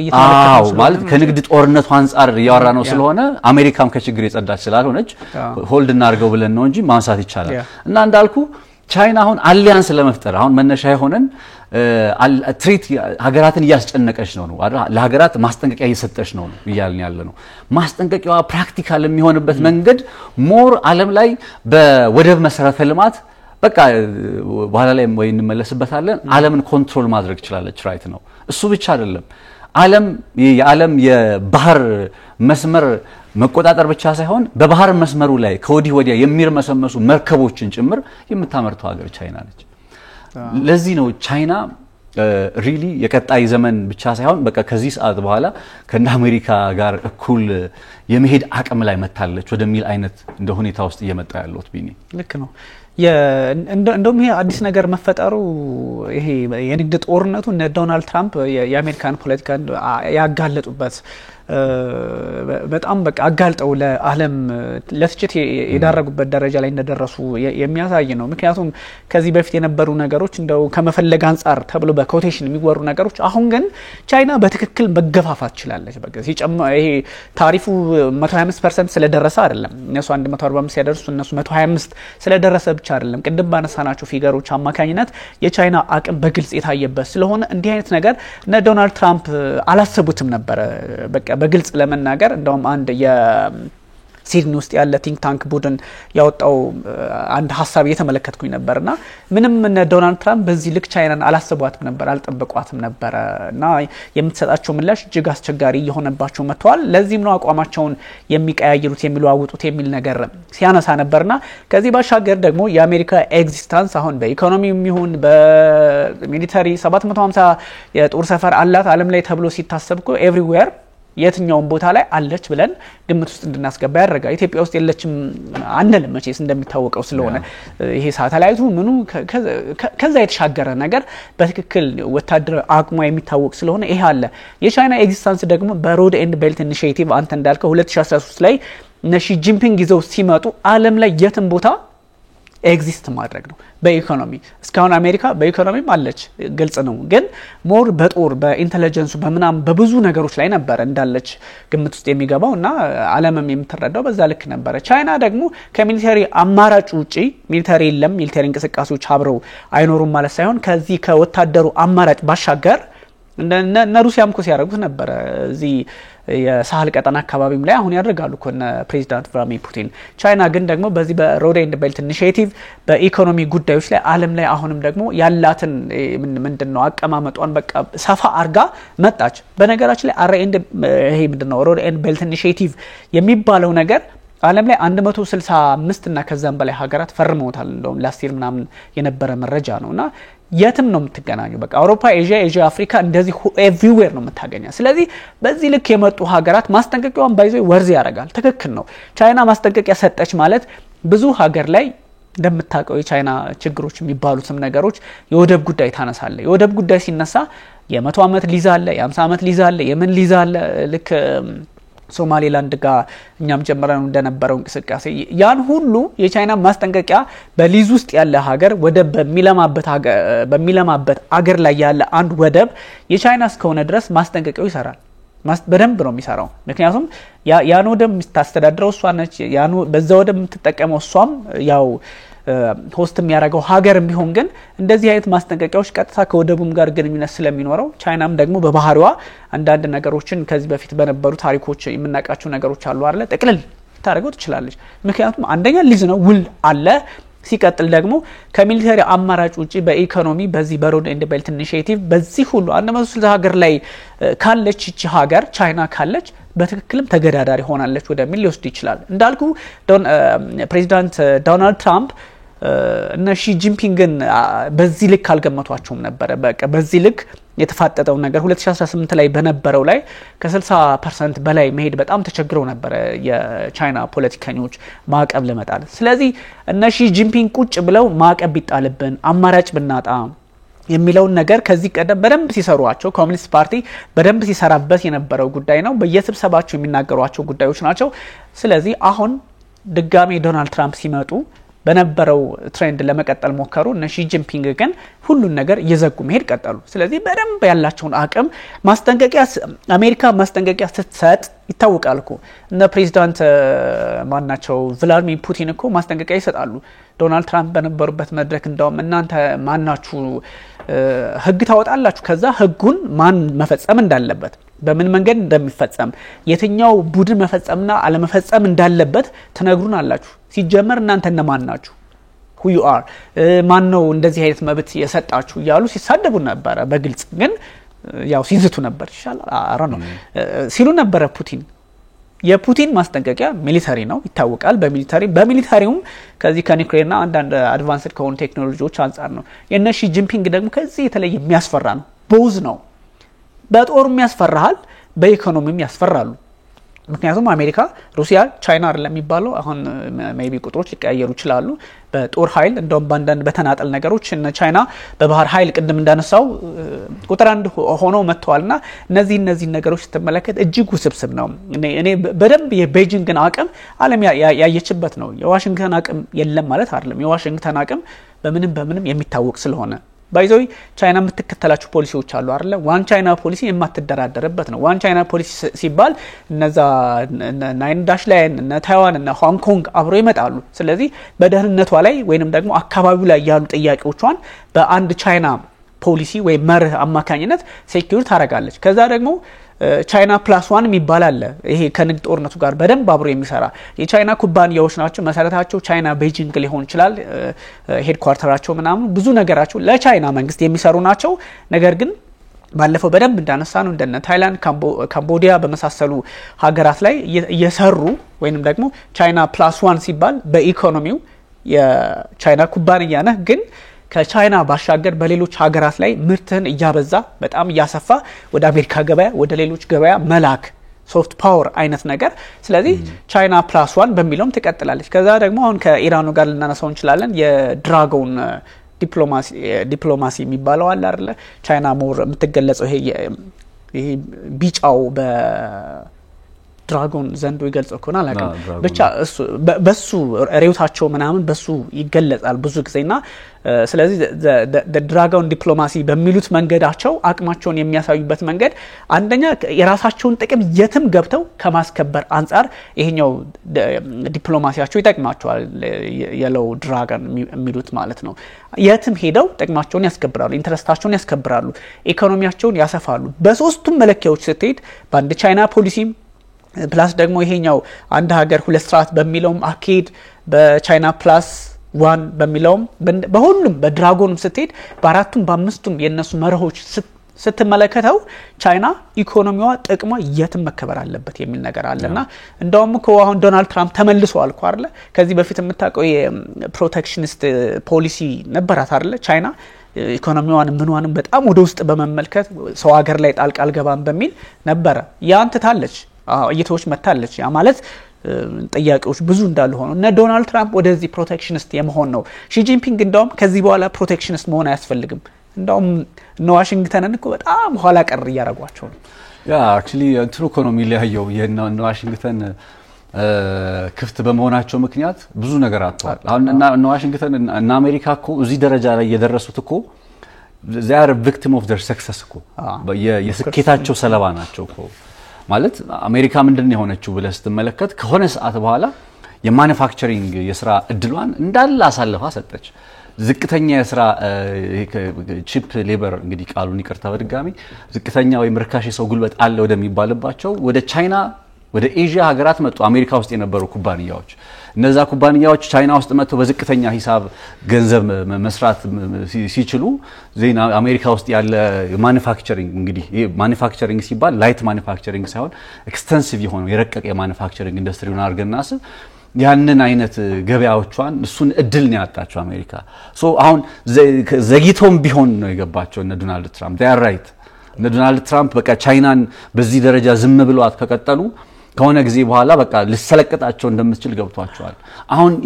ያልሞት ባይ ተጋዳይ እንቅስቃሴ ነው ያከናወነ ያሉት የአሜሪካ ወይ እነ ዶናልድ ትራምፕ ለዚህ አሪፍ ማሳያ የሚሆነው አሁን ቻይና አሊያንስ ወይ አጋር ሀገራትን ከማሰባሰብ አኳያ ሞር ከንግዱ ይሄ በገቢና ወጪ ንግድ ላይ ከምትንጠለጠል ይልቅ ሞር ቀደም እንዳልኩ በሮድ ኤንድ ቤልት ኢኒሺየቲቭ ላይ በወደቦቹ ላይ ዓለም ላይ በዘረጋቻቸው መሰረተ ልማቶች ላይ ጥገኛ ባረጋቻቸው ሀገራት ላይ የምትተማመን ይመስለኛል ምክንያቱም የገቢና ወጪ ንግዱ ላይ ስቲል የቻይና ኢኮኖሚ እንትን ኮንሱመር ኢኮኖሚ ስላልሆነ ገና ኤክስፖርተር ኢኮኖሚ ስለሆነ ሞር ሀገራት ሁለት ሊያስቡ ይችላሉ የአሜሪካን ገበያ የሚያጡ ከሆነ ዶናልድ ትራምፕም እሱን መጫወቻ ካርድ ነው መጫወት እየፈለጉ የሚገኙት እነ ቪየትናም ላይ ወይም ለምሳሌ ኤሽያን የሚባሉ ሀገራት አሉ አይደለ ኢንዶኔዥያ ምናም በዛው ሩቅ ምስራቅ የሚገኙ ሀገራት 2010 ላይ በቻይና ገበያ ውስጥ የነበራቸው ሼር ወይም ትሬድ ቮሊዩሙ 10% ብቻ ነበር 2020 ላይ እነዚህ ASEAN እየተባሉ የሚገለጹት ኤሽያን የሚባሉት አይደል እነዚህ ሀገራት በ2020 ላይ ከቻይና ጋር ባላቸው ገበያ ያለው የማርኬት ሼራቸው ወደ 20% ዝቅ አለ እነሱም ግን አንድ ፍርሃት አላቸው አሁን ቻይና በቀጠናው ላይ የበለጠ ስትሮንግ ሆና በመጣሽ ቁጥር እነ ቪየትናም የሚሰጉ ስጋት የለም ልትውጠን ትችላለች ምክንያቱም ናይን ዳሽ ላይ ለምሳሌ በደቡባዊ ቻይና ባህረ ሰላጤ ናይን ዳሽ ላይ የሚባለው ሐሳብ ኦልሞስት ደቡባዊ ቻይና ባህረ ሰላጤን ፊሊፒንስ የኔ ነው ይያለች ቪየትናም የኔ ነው ይያለች ኢንዶኔዥያ እኛ ነው ይያሉ ግን ቻይና የኔ ነው በቃ ምንም ማያገባችሁም ነው የምትለው ሶ እንደዚህ አይነት ስጋት አለባቸው እነዚህ ሀገራት ለዛ ምክንያት በተወሰነ መልኩ በቻይና ላይ ጥገኛ የመሆን ስጋትን ሁሉ ጊዜ እንደ ስጋት ነው የሚቆጥሩት ጥገኛ መሆን አይፈልጉም በዚሁ ምክንያት ነው እንግዲህ 2020 ላይ እነዚህ ሀገራት 20% የነበር የንግድ ጥገኝነታቸውን 2023 ላይ ቁጥሩን ስትመለከተው በጣም በእጥፍ ቀንሰውት ነበር ድጋሚ አሁን ከቻይና ጋር ያለው ጥገኝነትን በዚህ ደረጃ ለመቀነስ ጥረት ያደረጉ ባለበት ሰዓት ላይ ከአሜሪካ ጋር ያላቸው የንግድ አጋርነትን ለመጨመር ጥረት ያደረጉ ባለበት ሰዓት ላይ ዶናልድ ትራምፕ መጡና ታሪፍ ብለው አስደነገጧቸው ታሪፍ 35% 40% እነ ቪየትናም እና ኢንዶኔዥያ የተጣለባቸው ነው ስለዚህ እነዚህ ሀገራት አሁን አያዋጣቸውም ታሪፍ ለየትኛውም ሀገር 10% ኢትዮጵያ ላይ የተጣለው ማያዋጣም አይደለም 30-40% ቀርቶ በቃ አይመጣውም ከዓለም ገበያ ዋጋውን በ10% 40% እንደመጨመር ስለሆነ ስለዚህ እነዚህ ሀገራት በቻይና ላይ ያላቸው ጥገኝነት ቢያሰጋቸውም ስቲል ግን በአሜሪካ ላይ ደግሞ ታሪፍ ተጥሎበት ማርኬታቸው ወይም ምርታቸው አሜሪካ ገበያ ውስጥ ሄዶ እንደማይወዳደር ስለሚያውቁት ምናልባት ቻይናን ሊወዳደር ከቻይና ጋር ሊወዳጁ ይችላሉ የሚል ሐሳብ ይነሳል ይህ ሲባል ደግሞ ምን ይሆናል ዶናልድ ትራምፕ ምናልባት ታሪፍ የሚባለውን ጉዳይ አሁን አይተ ከሆነ ቻይና ላይ ብቻ ተገብራለሁ አሉና የተቀሩት ሀገራት ላይ ለ90 ቀናት አራዝመውታል ስለዚህ ለ90 ቀናት የማራዘማቸው ጉዳይ ምናልባት እንደንትን ይሆን ወይ እንደ መደራደሪያ ለማድረግ ለሀገራቱ ከቻይና ጋር ግብይት ማታከናውኑ ከሆነ የታሪፉን አነሳላችኋለሁ ለማለት ይሆን ወይ ስለዚህ ይሄንን የሚያደርጉ ከሆነ ታሪፉን የሚያነሱላቸው ከሆነ እነ ቪየትናምን በላቸው እነ እንትና በቻይና የሚመጣ ማስጠንቀቂያ ያን ያክል ያሰጋቸውም የሚሰጉት ሀገራት የትኞቹ ናቸው የቻይና ማስጠንቀቂያ የሚሰጉ ሀገራት የትኞቹ ናቸው ካልክ በመሰረተ ልማት በሮድ ኤንድ ቤልት ኢኒሺዬቲቭ በለው በቻይና የዓለምን የመቆጣጠር እንግዲህ ትልም ውስጥ ተጠቃለው ያሉ ሀገራት በዛ መሰረተ ልማት እንቅስቃሴው ለምሳሌ እነ ካሜሮን ስለህ ነበሩ ለዚህ ነው በተደጋጋሚ እንደነዚህ የመሰሉ ሀገራት በምንም መልኩ ከቻይና ፍላጎት ውጪ ሊንቀሳቀሱ አይችሉም እንዲህ ያለ ልንዘረዝ እነ ፔሩ ላቲን አሜሪካ ውስጥ እነ ዩናይትድ አረብ ኤሚሬትስ በነገር ዩናይትድ አረብ ኤሚሬት ከአሜሪካ ጋር በጣም ጠንካራ አጋርነት እንዳላት ሁሉ በንግድ አጋርነት መዳረሻ ካደረገቻቸው የኤክስፖርት ዩናይትድ አረብ ኤሚሬት ኤክስፖርት ገበያ ወይም የውጭ ገበያ መዳረሻ ካደረገቻቸው ሀገራት መካከል ቻይና አንዷ ነች እነዚህ ሀገራት የውጭ ገበያ መዳረሻቸው ቻይና የሆኑ ሀገራት ገብቷል ከአሜሪካ የበለጠ ቻይና የውጭ ገበያቸውን የሚልኩ ሀገራት የበለጠ ከቻይና ሳይድ የመቆማቸው ጉዳይ እርግጥ ሆኖ እንመለከታለን ስለዚህ አሊያንስ የመፈጠሩ ብሎክ የመፈጠሩን ጉዳይ ፎር ሹር ቅድም አንተ መግቢያችን ላይ እንዳነሳው በተወሰነ መልኩ ማየታችን አይቀርም ሌላው ቻይና ስትራቴጂካሊ ዓለምን የያዘችበት ያለው አንዱና መሰረታዊ ነገር ምንድነው ይሄ በዚህ የማኑፋክቸሪንግ ሴክተር ቅድም አንስቼ እንደነበረው የመርከቦችን ማምረት ነው በጣም ሲገርመኝ የነበረ ፋክት ስለሆነ እኛውን ማነሳው ዓለም ላይ አሁን መርከብ ማምረት ተራኮ ነው መርከብ ምንድነው ሊያስብል ይችላል መርከብ ግን የመርከብ ሺፕ ቢልዲንግ የሚባለው ነገር ለምሳሌ የእንትና ዩናይትድ ኪንግደም በመጀመሪያ ዓለም ጦርነቱን ያሸነፈችው በፊውል ኢነርጂ ላይ ቤዝድ ያደረጉ መርከቦችን መስራት መቻሉ ነው ሁለተኛ ዓለም ጦርነት ላይ እና አሜሪካ ጦርነቱን ያሸነፉት በጣም በከፍተኛ ደረጃ ቁጥር 1 የመርከብ አምራች ሆነው ባሰኛቸው በፈለጉት ጊዜ ለየሀገራቱ መድረስ ያለበት የጦር መሳሪያ መሰረተ ልማት ያቀርቦት ሰንሰለቱ ሳይበጠስ መቀጠል ስለቻሉ ነው እንዲያውም በዛ ጊዜ ምን ይላሉ የአሜሪካ ባለስልጣናት የአሜሪካን ብሔራዊ ጥቅም ወይም ናሽናል ኢንተረስት በዓለም ላይ ለማስከበር ትልቁ አቅም የነበረው አሜሪካ ግዙፍ የመርከብ አምራች ሀገር መሆኗ ነው እንግዲህ በዚህ ሂደት ውስጥ ከመጡ በኋላ በተለይ ከቀዝቃዛ ማለት ከሁለተኛ ዓለም ጦርነት በኋላ በእንደዚህ አይነት ሁኔታ ውስጥ ከመጡ በኋላ 1970ዎቹ ላይ ጃፓን ተቀላቀለች 1980ዎቹ ላይ ደቡብ ኮሪያ ተቀላቀለች እነዚህ ሁለቱም ሀገራት የአሜሪካ አጋር የምንጊዜም አጋር የምትላቸው ሀገራት ናቸው ወይም አሜሪካ ሊከዱ የማይችሉ ሀገራት ናቸው then ቻይና ወደዚህ የመርከቦች ኢንዱስትሪ የገባችው በ1990ዎቹ መጨረሻና በዋናነት 2000ዎቹ መጀመሪያ ላይ ነው አሁን ከ2000ዎቹ መጀመሪያ አንስቶ እስከ 2024 ድረስ ባሉት አመታት አሜሪካ ቀዝቃዛ ማለት የሁለተኛ ዓለም ጦርነት ላይ የጀመረችውን ኢንዱስትሪ ቻይና አሁን በ2000ዎቹ እንደ አውሮፓውያን አቆጣጠር ጀምራ ባለፉት 24-25 አመታት ውስጥ ምን ላይ ደርሳለች መሰለ ራይት ነው ዓለም ላይ በየትኛውም የኦቂያኖስ ክፍል ላይ ከሚንቀሳቀሱ መርከቦች መካከል ላይክ 34% የሚሆኑት ስሪታቸው የቻይና ስሪት ነው 34% ዓለም ላይ አሉ የሚባሉ መርከቦች ሁሉ እንግዲህ 2000ዎቹ ላይ የተጀመረ ኢንዱስትሪ እሱ ብቻ አይደለም ትዕዛዝ ኦርደር ተደርጎ በተለያየ መልኩ ሀገራት ኩባንያዎች ምናምን መርከብ ስሩልን የሚል ትዕዛዝ ያስተላለፉት 52-53% ገደማ የሚሆነው ለቻይና ኩባንያዎች ነው ቻይና ይሄንን የመርከብ ኢንዱስትሪ መቆጣጠር መቻሏ በጣም በዓለም ላይ ብሔራዊ ጥቅሟን አሜሪካ ድሮ አስከብርበታለሁ ትል እንደነበረው ራይት ነው ከሀገራት ጋር በሚፈጠር የንግድ አጋርነት ላይ እንግዲህ የዓለም የንግድ መስመርንም ጭምር መቆጣጠር እንግዲህ መርከብ ማታመርት ከሆነ ምን ይሰራልሃል ዓለም 80% የዓለማችን ንግድ የሚንቀሳቀሰው በኦቂያኖስ ነው በመርከብ ላይ ነው አይደል ስለዚህ ይሄንን የዓለም 80% ንግድ የሚንቀሳቀስበት ቁልፍ ኢንዱስትሪ ራይት ነው መርከቦቹን በማምረት ረገድ የተቆጣጠረችው ማለት ቻይና ነች ይሄንን መርከብ ማምረት ብቻ አይደለም ቅድም እንዳልኩ የንግድ ሰንሰለቱን የባህር ላይ የኦቂያኖስ የንግድ ሰንሰለቱን ከቻይና ተነስቶ በአውሮፓ አድርጎ በአፍሪካ ምናምን ብሎ ዓለምን የሚያጠቃልለው የንግድ መስመር ሰንሰለቱንም ቻይና ተቆጣጥረዋለች ሶ እንዴት ነው ቻይና በቀጣይ አመታት ውስጥ በቀጣይ 5 10 15 በእነዚህ አመታት ውስጥ የሆነ ሰርፕራይዝ ላታሳየን ማትችለው ማለት ዓለምን በቃ መሪ ሆና ላትገለጥ የምትችለው ራይት ናው ተከሻለተከሻኮ እየመጡ ነው ብለናል በቃ ትንሽ የሚቀረው የቻይናን ኢኮኖሚ በጣም ኤክሳይት ያደረገኝ ስለሆነ ነው በነገር ላይ ዘሞር አይ ሪድ አባውት ቻይና ማለት ነው ትንሽ የሚቀረው ኮንሱመር ኢኮኖሚ በቃ የቻይና ኢኮኖሚ ኮንሱመር ኢኮኖሚ የሆነ ቀን ለሱም ደግሞ ጀምረውታል ታቃለ ደሞዝ ጭማሪ ማድረግ ድጎማ ማድረግ ምናምን የሚለው እነዚህ ፒንግ ጀምረዋል in the next 5-10 years ወደዛ ደረጃ ላይ ከመጣች ዓለምን ንግድ ይዛለች፣ ሰንሰለቱን ይዛለች፣ አቅርቦቱን ይዛለች፣ የህዝብ ቁጥሩን ይዛለች። ዜን ከቻይና ፊት ማለት ሊቆም ይችላል። ስቲሙሌሽን ወይንም ደግሞ ኢኮኖሚያቸውን በዛ መንገድ የማነቃቃት ፖሊሲ እየነደፉ ነበር ባለፈው። ያ ማለት ኮንሱመር ሶሳይቲ ተፈጠረ ማለት ደግሞ ቻይና ውስጥ የበርካታ ሀገራት ህዝብ የሚጠቀምበትን ያህል ነው። እንግዲህ 1.4 ቢሊዮን ህዝብ ያላ ስለሆነ ትጠቀምበታለችና አሁን እንደውም እኮ የዶናልድ ትራምፕ በነገራችን ላይ ትክክለኛው ፕሬዚደንት እንደሆኑ ይሰማኛል ለአሜሪካ ፖለቲካ። ምክንያቱም እስካሁን የነበረውን ሂደት እስካሁን የነበረውን መንገድ ቢከተሉ ኖሮ የአሜሪካ ፖለቲከኞች ኮንግረሱ ጭምር ቻይና ምንድን ነበር የምትሆነው? ቅድም ባነሳናቸው ከ5-10 ዓመት ላይሆን ይችል ነበር። በሆነ ጊዜ ውስጥ በ2 እና በ3 ዓመታት በጣም የተለየ ነገር ዓለማችን ልትመለከት ይችል ነበር። የአሜሪካን ኢኮኖሚ የአሜሪካን የተለያዩ ነገሮችን ማስቆም የሚችል አንዳንድ ሰሪቶች አሉ አይደለ? አንዳንድ ከዚህ በፊት የተቀመጡ ነገሮች የአሜሪካ 100 ዓመት ባትሰራ በዚህ የሆነ ሀገር አይደርስባትም ምናምን የሚሉ ይሄ ሪቶሪክ ነው በነገራችን ላይ ትርክት ነው። አሁን አሰራሩ በዚህ በግራም በቀኝ ብለ በምንም ብለ በሆኑ ጊዜያት ውስጥ ማስተካከል የምትችልበትን አቅም የፈጠረ ዓለም ነው እየመጣ ያለውና ቻይና። ስለዚህ እነ ፕሬዚዳንት ዶናልድ ትራምፕ ሪፐብሊካን ወግ አጥባቂም ሆኑ ምንም ሆነው በምንም መንገድ ባይደርሱላት አሜሪካ በቅርብ ጊዜ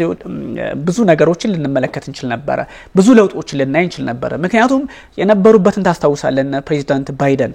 የዓለም ባንክ የWTO ምናምን የመሳሰሉትን እነሱ ላይ 1945 ላይ የመሰረቷቸውን ነገሮች የአሜሪካ ፖለቲካ በተለያየ መንገድ ወርልድ ባንክ ለማስፈጸም የተደረጉትን ነገሮች በዛ መንገድ ልክ ነበር ሲንቀሳቀሱ የነበሩት። ዶናልድ ትራምፕ አሁን መጡ ሁሉን ነገር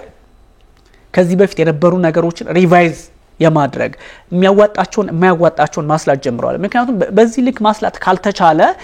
ቅድም እንዳልከው አንተም ቤጂንግ በአጭር ጊዜ ውስጥ ሌላ በቃ ማየት የሆነ ነገር ዓለማችን ላይ ልትፈጥር ነበርና የትራምፕ አካሄዳቸው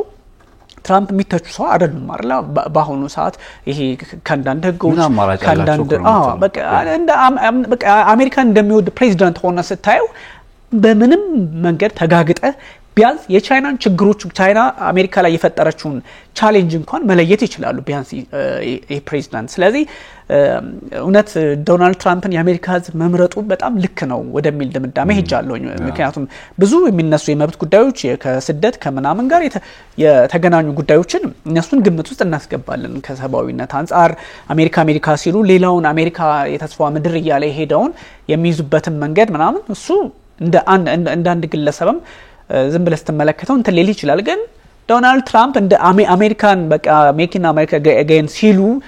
እንደሚያስቡ ሰው እንደ አንድ አሜሪካ ሰው ሆነ ብታስበው በቃ ትክክል ናቸው። ደርሰውላታል ለቻይና ለአሜሪካ ልትል ትችላለህ። ቢያንስ ችግሮችን ነቅሰው የሚያወጡበትን እድል ሊፈጥሩ ይችላሉ። ቻይናን ይገለብጣሉ አይገለብጡም እነ ሺ ጂንፒንግ የሚተኙ ሰዎችም ስላልሆኑ መፍትሄ ነው ብሎ የሚሄዱበት ነገርም ይሰራል ላይሰራ የሚለው ጥያቄዎች እንዳሉ የሆኑ ነገሮች ጥያቄውን ግን አትሊስት ግልጽ ያወጣል። ምክንያቱም አሁን ለምሳሌኛ የባህር በር ጉዳይ ሲነሳ እውነት ለመናገር ቀይ ባህር እኮ ቃሉ አይባልም ነበር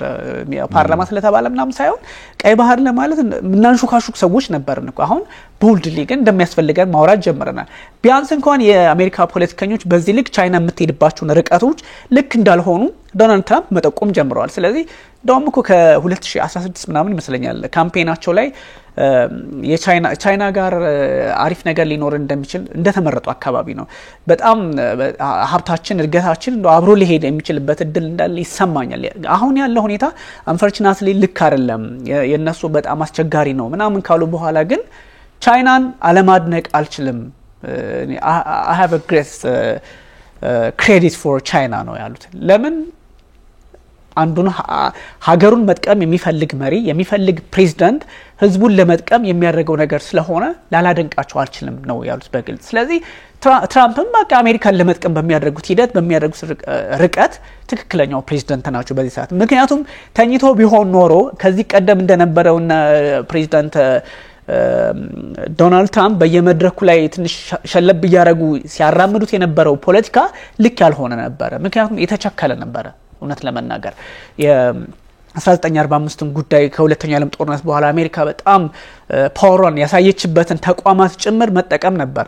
ትራምፕ አይተጠቀሙባቸው ማለት አይደለም ግን ደግሞ ኑጣም ይላሉና ከዛ በተቃራኒው መታለች። አሁን ቻይና ስትመለከታት ለWTO ክስ የምታቀርበው አሜሪካ ሳትሆን ቻይና ናት። ልክ አይደለም፣ ፍትህ አልሰፈነም። ዓለም ላይ መልቲላተራሊዝም ያስፈልጋል የምትለው ቻይና ናት። አሁን እነ ዶናልድ ትራምፕ ተገልብጠው ፕሮቴክሽኒስት ሆነዋል። ቻይና ከዛሬ 25 ዓመታት በፊት ተከተለው የነበረውን አቋም ልክ እነ ጎርባቼቭ ከነ ሮናልድ ሬገን ጋር በነበራቸው የፖለቲካ ልዩነት እነ ሮናልድ ሬገን ሶቪየት ህብረትን እንዴት እንደገለበጧት እንዴት እንዳፈረሷት አይነት ታሪክ ፕሬዚዳንት ትራምፕ በእርግጥ የሳቸውን አቋም ነው የሚከተሉት ወይም ደግሞ ጊዜው ልክ እንደዛ አይነት ነገር ነው የሚል ትርጉም ስላለው የዛን አይነት አካሄድ እየተከተሉ ነው የሚል ሀሳብ ስላለ ትራምፕ አካሄዳቸው በእርግጥ እንደ ዝም ብለህ እንደ አሜሪካዊ ሆነ ብታስበው ልክ ነው። ምክንያቱም ቻይና ዝም ብትላት ምንድን ነበር ልትሆን የምትችለው? አልተኙም። ታሪፍ ሲጣል ታሪፍ ያነቃቸው ነገር አለ። እነ ሺ ጂንፒንግ እንደውም እኮ ታሪፍ ሲጣል 2018 ላይ ንግዳቸው ምናምን ከተለያዩ ሀገራት ጋር እየበዛ መጥቶ ነበር። ያውቁታል መንገዱን ምን ማድረግ እንዳለባቸው። በዛ ላይ አሊያንስ የሚባለው ነገር ይመጣልና የንግድ ጉዳይ ብዙ ነገሮች ያስወራሉ። ሞር እዚሁ አብረን እናያይዘው አይ ቲንክ የቻይና የአባስ አራግቺ የኢራኑ ፕሬዚዳንት የቻይናና አሜሪካን ትራምፕን ስላነሳው እንደው የተወሰነ ነገር ስለሚሰማኝ ነው። ምንም ኦብቪየስሊ የእንትና ዶናልድ ትራምፕ በቃ እስማማለሁኝ ባይኖር ኖሮ ከዚህ በላይ ችግሩ ይበዛ ነበር። አሜሪካ እየገጠማት ያለው ችግር ከሆነ ጊዜ በኋላ በቃ የሚለው ነገር በደንብ ያስማማኛል። አሴም ታይም ግን የችግሩ ማጠንጠኛዎችም ቻይና አይደለችም፣ ራሳቸው አሜሪካዎቹ ናቸው። ቢካዝ ለምሳሌ አሁን ቻይና ያደገችበት እኮ መንገድ እንዴት ነው ሲባል አምራች ዘርፍ ነው አይደለ? ይሄ ማኑፋክቸሪንግ ሴክተሩ ክፍት አደረገች። ዝቅተኛ የሆነ የስራ ወይም ርካሽ የሆነ የሰው ጉልበት አለ ተባለ። የአሜሪካ ኩባንያ እንዳለ ጠራርጎ የትገባ ቻይና ውስጥ ገባ። ስለዚህ ከዚህ ገበያ ውስጥ ትርፍ የሚያገኙት ማናቸው? ቻይናም ታገኛለች። አሴም ታይም እንደገና እነዚህ የአሜሪካ ኩባንያዎችም ያገኛሉ። እነዚህ የአሜሪካ ኩባንያ በሌላ ቋንቋ አሜሪካም ታገኛለች ማለት ነው። ግብር ይክፈሉ አይክፈሉ አይመለከተንም። ግን እንደ ፎርም ወይም እንደ መርህ ደረጃ ካየው የአሜሪካ ኩባንያ ሆኖ እዚህ ተጠቃሚ ሲሆን ከዛ አምጥቶ አሜሪካ ገበያ ውስጥ ሲሸጥ የሆነ የሚያገኘው ትርፍ አለ። አሁን ችግሩ ምንድነው? ይሄ የሚገኘውን ትርፍ ቻይና ራሷን ለማሳደግ ራሷን ለመለወጥ ስትጠቀምበት የአሜሪካ ባለሀብቶች ግን ኦሊጋርኮች እንበላቸው ራሳቸውን ይሄ በቃ ለሀገሪቱ አልጠቀሙ፣ ለአሜሪካ አልጠቀሙ። አሜሪካ መለወጥ አልቻሉ። በቃ አሜሪካ የምትባለውን ሀገር ረሷትና እነሱ ጎልፍ ሜዳ ያለው ትልቅ ቅንጡ ህይወት ውስጥ ገቡ። ዘ ፕሮብለም እሱ ነው። ቻይና የሆነ ከአሜሪካ ሰርቃ ምናምን አይደለም። ቻይናን የለወጣት አጋጣሚ አሜሪካንም ከዚህ በላይ ሊያሳድጋት ይችል ነበር። ምንም እንኳን የማኑፋክቸሪንግ ዘርፉ ከአሜሪካ ወጥቶ ቻይና መሄዱ ችግር ቢሆንም ዶናልድ ትራምፕ ይሄንን እንዴት ያስተካክሉታል መልሳለሁ እያሉ ነው። ስቲል ችግሮች ቢኖሩም ግን አሁን አንዳንዴ ቻይና በቃ አዘ ኤክስፔንስ ኦፍ አሜሪካ እንዳደገች ቻይና የሆነ አሜሪካን ቦጥቡጣ ምናምን ነው። ቻይና አጋጣሚውን ነው የተጠቀመችው። አጋጣሚውን ተጠቀመች። የአሜሪካ ገበያ ማኑፋክቸሪንግ ዘርፉ ማኑፋክቸሪንግ ጆፑ ሲመጣ ያንን ተጠቅማ ራሷን አሻሻለች። አሜሪካዎቹ ደግሞ ኪሳቸውን አሻሻሉ። ባለሀብቶቹ ዓለም ላይ ያላቸውን ተጽዕኖ አሻሻሉና በቃ አሁን እኮ ሶሻል ሚዲያ ላይ ካየኮ በቃ መሳቂያ አርጓቸዋል እኮ የአሜሪካ ዜጎችን ሊያሳፍሯቸው እየሞከሩ በፕሮፓጋንዳ ጦርነቱና በሱ ባለስማማም እሱ ነገር የሚያሳዝን ነው። በነገር ላይ እንዴት ይመልሱታል የማኑፋክቸሪንግ ጆፑን ዶናልድ ትራምፕስ? አሁን አምራች ዘርፉን ወደ አሜሪካ መመለስ አይደለ ትልቁ ጥረታቸው። ለምሳሌ ስለ መርከብ እያወራው ስለነበረ አንድ መርከብ አሜሪካ ማለት ቻይና ውስጥ ሲመረት 55 ሚሊዮን ዶላር ነው የሚያወጣው ሪሶርስ። አዎ አሜሪካ ውስጥ ሲመረት 365 ሚሊዮን ዶላር ነው የሚያወጣው። አሁን የፈለገ ተአምር የፈለገ ቢመልሱት እንዴት ነው ለአሜሪካ ትዕዛዝ የምትሰጠው? ምን ይባላል እንዲያውም ራይት ነው የአሜሪካ የመርከብ አምራች ኩባንያዎች ከሁለተኛ የዓለም ጦርነት አንስቶ እስከ ዛሬ ድረስ የሰሩትን መርከብ ቁጥር አንድ የቻይና ኩባንያ በአንድ አመት ውስጥ መስራት የሚችልበት አቅም ላይ ነው ያለው።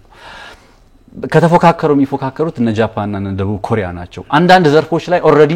በቃ ተስፋ የሚያስቆርጡ አሉ። ዛስ ዋይ በባህር ኃይል ቁጥር መርከቦች ቁጥር እነ ቻይና ምናምን ግዙፍ የሆኑት ቁጥር አንድ የሆኑትና እነዚህ ነገሮች በአንዳንድ ዘርፎች ላይ ትራምፕ ስትመለከት መፍትሄው ለችግሩ መፍትሄ ጥያቄውን ማንሳታቸው እንዳለ ጥሩ ሆኖ ለችግሩ መፍትሄ ግን የሚሄዱበት መንገድ ታሪፍ ነው ወይ? አሁን የመርከብ ኢንዱስትሪን የመርከብ አምራች ዘርፍን እመልሳለሁ ብለዋል። በቃል ተናግረውታል ግን እንዴት ይመልሱታል ፕራክቲካል ነው ወይ አሁን ላይ ዓለም ላይ ካለው የገበያ ትሬንድ አንፃር በ55 ሚሊዮን ዶላር ያልቃል አንድ መርከብ አሜሪካ ውስጥ I don't think so already ያበቃባቸው ዘርፎች አሉ አንዳንድ ዘርፎች ላይና እሱን ነገር እንደው እንዳነሳው ብዬ ስለፈለኩ ነው በጣም ጎበዝ ናቸው ባይዘው ትራምፕ ምን ኑ አብረን እንስራኳሉ እንደ ታዳጊ ሀገር እንደ አንድ ታዳጊ ሀገር ኩባንያዎች መታቹ አሜሪካ ውስጥ ኑ አብረን እንስራኩ በግልጽ ያሉ ሰው ናቸውና ሶ ያ ልክ ለዚህም ነው እኛ ከዚህ በፊት ብዙ ጊዜ ልዩነቶች ነበሩን በጣም በሰፊው አንተና እኔ በጉዳዮች ላይ ኦፍ ኮርስ የነበረው ነገር እንደዛ ነው አሁን ግን እንዲህ አይነት ነገሮች ሲመጡ ትንታኔዎች በሙሉ ወደ ቻይና ያዘነበሩ ይሆኑ መጡ ምክንያቱም ያለው ፋክት እንደዛ ስለሆነ ዶናልድ ትራምፕ አሁን እኮ በድጋሜ የዛሬ 50 አመታትን ታሪክ መድገም ነው የሚፈልጉት የአሜሪካ ፖለቲካ ውስጥ ማኑፋክቸሪንጉ ወደዛ መመለስ አለበት ሲሉ ስራዎችን መመለስ አለብን ሲሉ ነው አብረን እንስራ የሚል በጣም እኮ ከአንድ አሜሪካ ፕሬዚደንት ለምን ነው እኮ አሜሪካ ጋር መስራው እንጂ ነው አብረን እንስራ እኮ በጣም ከባድ ነው ስለዚህ በሰዓት $4 የሚሰራ አሜሪካዊ እናገኛለን ነው ወይ ካፍሪካ ወይ ከሆነ ቦታ በዛ ላይ ደግሞ ኢሚግሬሽን ይያሉ ያፈናቀላሉ በጣም አስቸጋሪ ነውና ከዛ እንዴት ያገኛሉ ብዙ እኮ አሁን አሜሪካ ቪክቲም ኦፍ ዴር ሰክሰስ ምለለዚ ነው የስኬታቸው ሰለባ ናቸው አሜሪካንስ እንጂ እንደው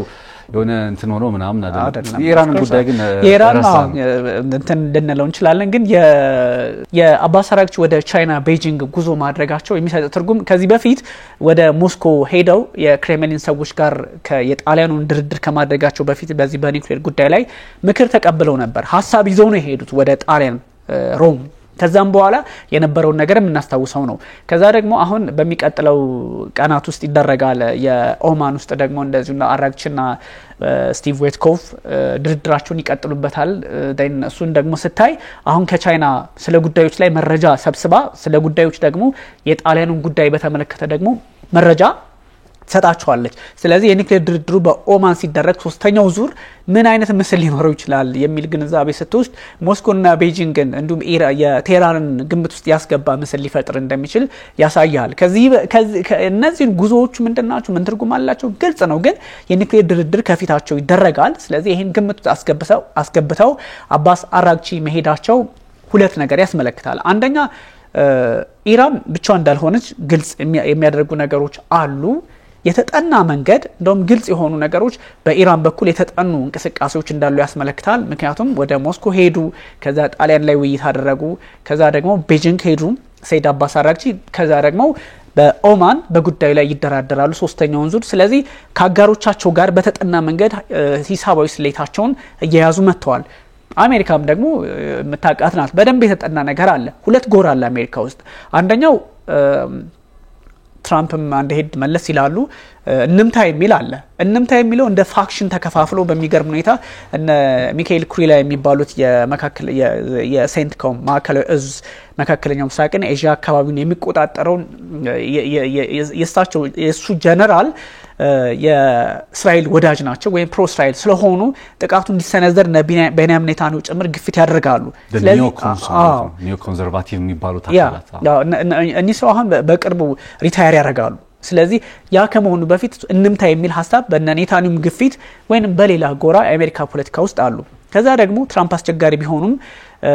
ለዘብ ያሉ ድርድር ነው የሚያዋጣን የሚሉ አሉ ስለዚህ በድርድር መሃል ደግሞ ሊፈጠሩ የሚችሉ ነገሮችን እንደውም ሶስተኛ ጎራ አለ እነሱን እየተመለከተን እርምጃ እንውሰድ የሚሉ አሉና በሁለቱም በኩል የተጠኑ ነገሮች ነው የምትመለከተው ያ እንደው አሜሪካ ውስጥ አሁን ከነ ትራምፕ አኳያ ላይ ያለው ነባራዊ ሁኔታ በግልጽ እንዳስቀመጥከው ለሁለት መከፈል ዝንባሌ ያለ ኢራንን በተመለከተ እነዚህ ከሎቢ ድርጅቶች ጋር ከጎትጓቾቹ ጋር አብሮ ተያይዞ የሚመጣ ከእስራኤል ሎቢ ድርጅቶች ጋር አብሮ የሚመጣ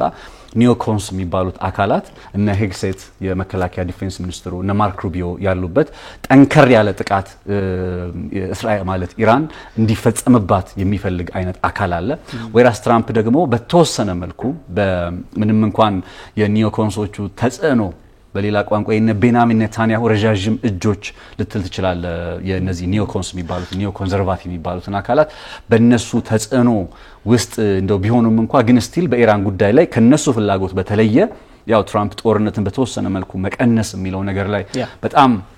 እንትን ስለሚሉ ግፊት ያደረጉ ስለሆነ እሳቸውና በተወሰነ መልኩ አብሯቸው የተወሰኑ ሰዎች አሉ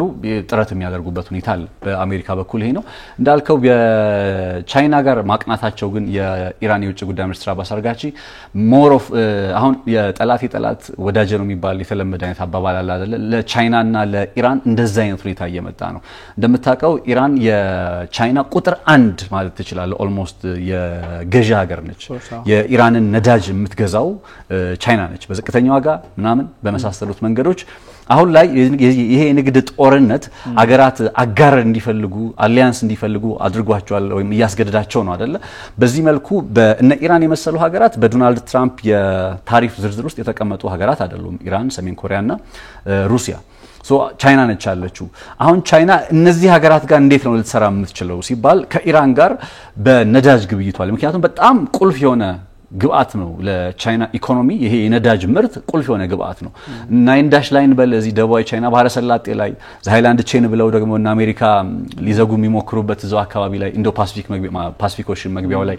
የሚያደርጉት ጥረት ሁሉ ሌላ ምንም ትርጉም የለውም ቻይናን መቆጣጠር ስለሚቻል የነዳጅ አቅርቦቷን መዝጋት ከተቻለ ነዳጅ በቃ ማግኘት የማትችልበት መንገድ ከተፈጠረ ደን በትክክል ጫና ማሳደር ይቻላል ቻይና ላይ የኢራን ትልቅ ደግሞ ለቻይና ያላት አጋር ምንድነው በነዳጅ ሽያጭና አቅርቦት ላይ ነው አሁን እና አባስ አርጋችም ወደዛ መሄድ በሰጥቶ መቀበል መርህ ይሄንን ነገር ይበልጥ ሴኩር የሚያደርጉበትና ከዛ ባለፈ ደግሞ የኒውክሌር ድርድሩን በተመለከተ ቻይና እንደምታቃት ነች ራይት ናው እኔ ከጎንሻለሁኝ ምንም አትሆኝም እንደ ሩሲያ በጦር መሳሪያ የምታምን ሀገር አይደለችም ቻይና ሞር ኢኮኖሚካል ፓወር ነች ሚሊተሪ ላት ማለት አይደለም ግን መግባት አትፈልግም ኦር እንዲ ኢንቮልቭ ማድረግ አትፈልግም በሀገራት የውስጥ ጉዳይ ውስጥና ለኢራንም የኒውክሌር ጉዳይን በተመለከተ ብሪፍ ይደራረጋሉ ምን አይነት አካሄድ እንሂድ መሳሰሉት ነገሮች ይደረጋሉ ግን በቃ አሁን ከጎኗ ኢራን አለ ከኢራን ጎን ቻይና አለች በኒውክሌር ጉዳይ ላይ የሚያስብል ነገር እናያለን ቢያል መለከተም ሞር ኦፍ የግሎባል ሊደርሺፕ ላይ ግን በዓለም አቀፍ የኃይል አስተላለፍ መሪነት ላይ እነ ኢራን ተገፉ ምትላቸው ቡድኖች አሉ አይደለ እነ ኢራን እነ ቻይና አሁን ወደ አንድ ቦታ ላይ የመጡ የተጠቃለሉ መምጣታቸው እንደ ሎንግ ረን ደግሞ ቀዝቃዛው ዓለም ጦርነት እኮ ዩኤስኤስአር እና ዩኤስኤ እንዲ ተከፍለው የነበረው ሌላ ምንም ሆኖ አይደለም ያኔ በአይዲዮሎጂ ነው ከድሮ ይባላል ሪሊጂን ነበረ ሀገራትን ዓለምን የሚያስተባብረው ለምሳሌ የመስቀል ጦርነት ታስታውሳለህ እስልምና ክርስቲያና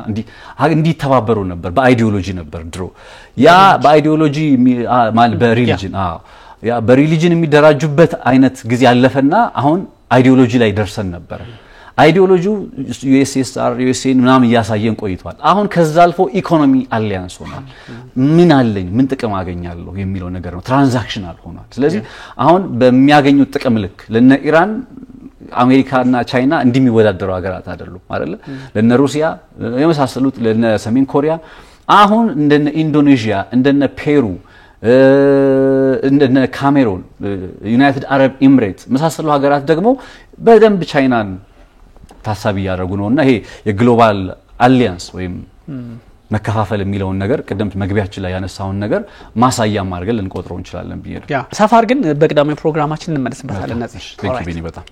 ውድ ተመልካቾቻችን ተከታተሉት የነበረው ኤንቢሲ ዓለም አቀፍና የተለያዩ ጉዳዮችን አንስተናል በተለይም የቻይናና የአሜሪካ የንግድ ጦርነት ምን ደረጃ ላይ ይደርሳል የሚለውን ሰፋ አድርገን ተመልክተናል እንደወትሮው ነጻነት ላቀውና ቢኒያም ካሴ አብረናችሁ ቆይታ አድርገናል ቸር ጊዜ ይሁንላችሁ